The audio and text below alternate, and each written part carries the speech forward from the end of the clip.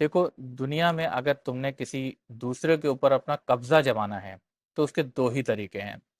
या तो ताकत इतनी ज़्यादा बढ़ा लो कि तुम्हारे डर से लोग तुम्हारे अंडर काम करने पर राजी हो जाएं, या उनकी उनके ऊपर एहसानात इतने कर दो कि वो एहसानात के मलबे तले ही दब जाए और तुम्हारे जेर असर काम करने लग जाए।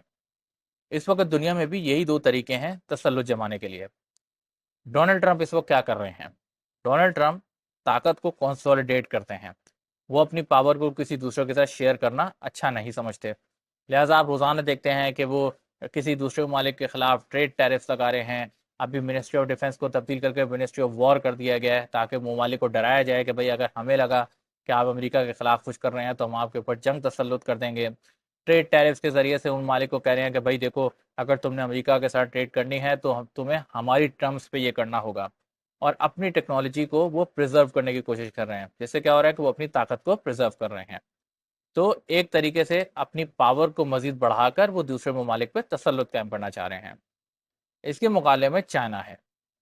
चाइना दूसरे तरीके से चलता है। चाइना एहसान मंदी के तरीके पे चलता है। वो दूसरे ममालिक के साथ बड़ा सॉफ्ट तरीके से मिलता है, उनकी तरक्की में इन्वेस्ट करता है, और जैसे इंफ्रास्ट्रक्चर में इन्वेस्ट कर दिया, रोड्स में इन्वेस्ट कर दिया, उनकी गवर्नेंस में इन्वेस्ट कर दिया। इन सब चीज़ों के ज़रिए से, सॉफ्ट इन्वेस्टमेंट के ज़रिए से अपने तसल्लुत को कायम करता है। अमेरिका का एक एस्पेक्ट ये मौजूद था डोनाल्ड ट्रंप के आने से पहले।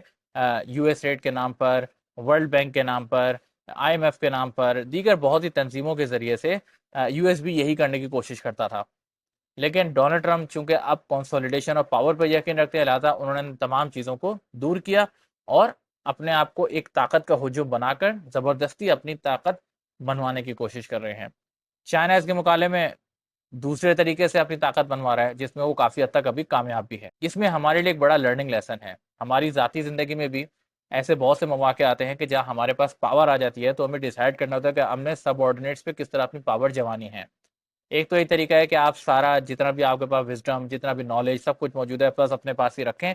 दूसरों के पास बस लिमिटेड शेयर करें, जिससे दूसरे आपके मोहताज रहेंगे और आप उन पे तसल्लुत कायम कर सकते हैं। लेकिन ये आपको प्रोग्रेस नहीं देगा। दूसरा तरीका ये है कि आप दूसरों पे एहसान करें, जितना आपने सीखा है दूसरों को सिखाएं। उनको जो है वो उनके उनकी ज़िंदगी को भी अच्छा बनाने की कोशिश करें, जिससे क्या होगा कि वो आपके एहसान बंद हो जाएंगे, और ऐसे में आप भी ग्रो करेंगे और वो भी ग्रो करेंगे। और ऐसे रिलेशनशिप लॉन्ग टर्म होते हैं। ऐसे में लोग फिर आपके साथ ज़्यादा से ज़्यादा रहने की कोशिश करते हैं और लंबे टाइम तक रहने की कोशिश करते हैं।